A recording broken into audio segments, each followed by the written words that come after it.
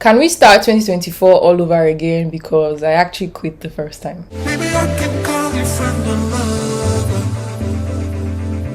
Hi everyone, welcome back to my channel. My name is Dise and I hope you stay for the solid conversations around creativity, lifestyle and entrepreneurship. Definitely click that subscribe button and let's get right into this video.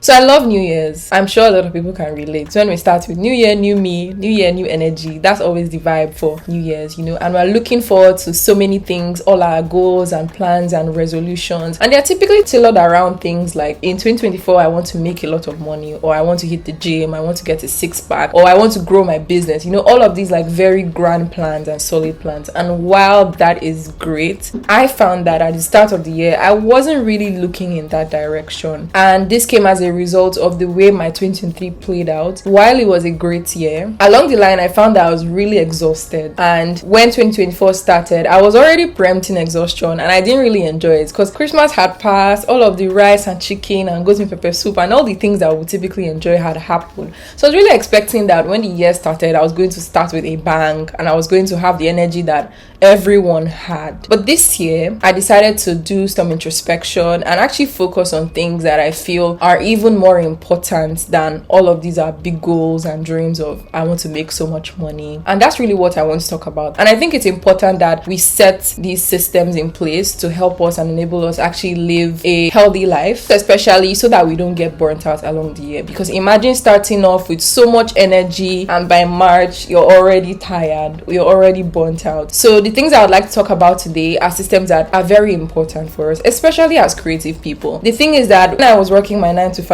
I could be stressed and say, oh, maybe I can take some leave for a couple of days. When I'm on my leave, I'm closing my laptop, nobody's calling me for anything because I'm on leave, right? Like I have time to myself. But being a creative, especially one that runs businesses, that's not really the case, because day to day, 247, your mind is constantly running and you're constantly thinking about what is the next step for my business, what's the way that I can push my brand, what new content ideas am I. Even when you're on holidays, you're actually still working. So I think it's really important that we kind of find a balance to how we want to live our lives this year, even when we have all of these big goals.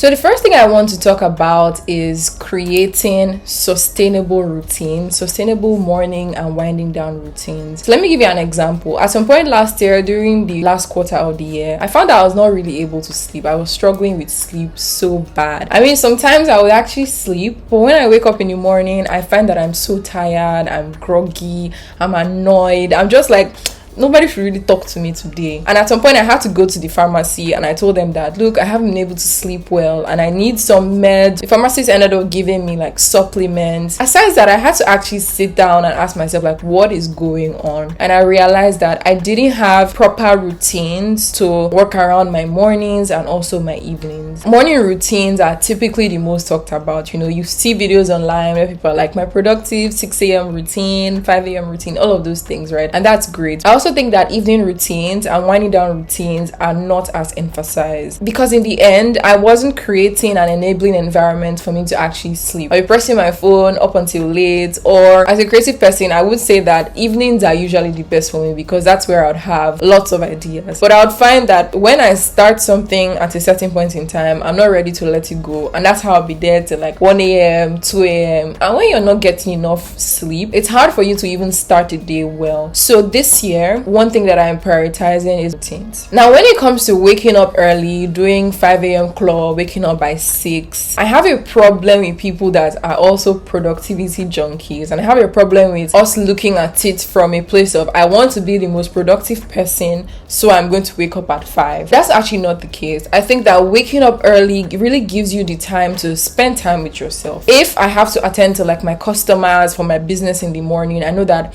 at a certain point in time, like that is what my focus would be. But if I can get up early, it means that I can take time to actually do some exercise, read, study, and really just prioritize me in those first couple of hours of the day. The second point I want to talk about is eating well. Now, raise your hands if you probably have gone the entire day without food because you forgot.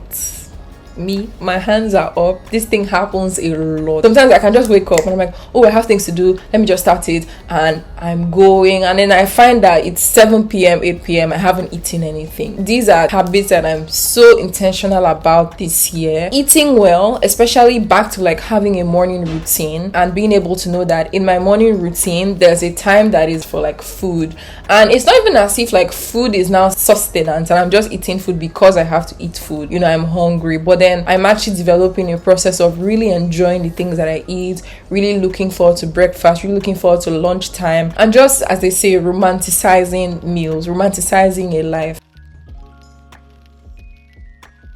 So my third point is around setting boundaries.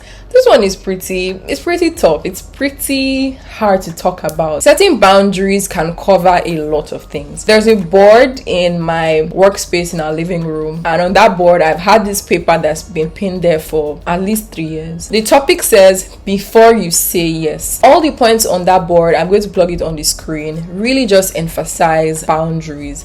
And when I'm passing through, there's times that I will just say, and I'll just look at it. So before you say yes, does this align with loving yourself?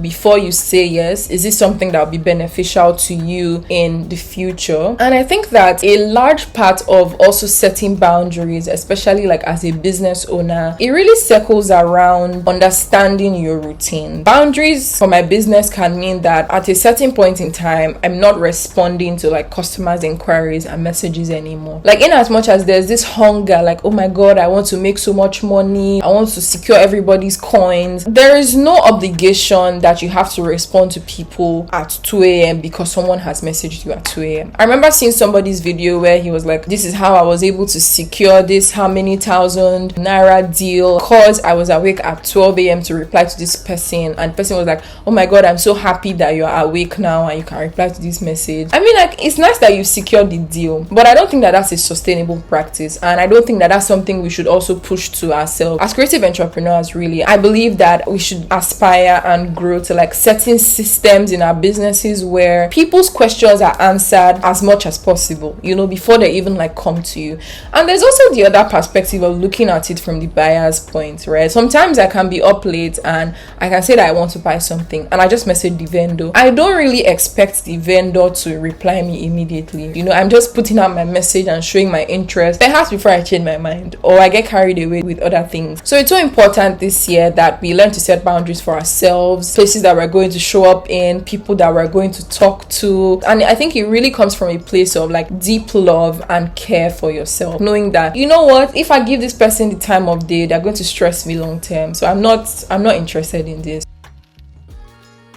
And my final point is that it is so important that we focus on God this year. The story in Jeremiah started off with like God being so upset with the people of Israel and how they are just gone so far off from his promise. They started focusing on other gods. And there's a particular verse that talked about Egypt. Now you've partnered with Egypt and you think this is great, but in the time that you actually need things, Egypt is going to desert you. And I talked about it. I'm like, Egypt can be a metaphor for so many things for us in present day. Like there's this constant urge to be, to do. All of these goals can sometimes now be idols to us. Money is such a big idol. Like some people are just like, nothing concern me. I'm just here to make money. And I'll keep saying this because it is a reality for so many of us. We work in a way that money now becomes an idol. Fame now becomes an idol. Popularity, like people's impressions of us, now become the things that we actually want to worship and follow instead of really just focusing on God. Scripture says, seek ye the kingdom of God, and every other thing will be added. I think it's so important that we remain grounded this year and just know that in as much as I want to achieve all of these things, like my sole focus is actually on God and actually doing things that will please him. You find that it's easier to even find purpose in the things that you're doing. And the thing about making this video for me is that I'm also making it for myself. As I'm speaking to you, I'm speaking back to myself. It's also a great reference point because I can come back to this anytime in the year and just look at the things that I've spoken about. Some things are just constant reminders. Yes, we're working on our goals. Yes, we're going to stand on this money, but let's not get so carried away that we forget the things that would actually fill us up. So I hope you enjoyed this video. Definitely hit the subscribe button and let me know what you guys think about this video in the comments, and I would see you in another video.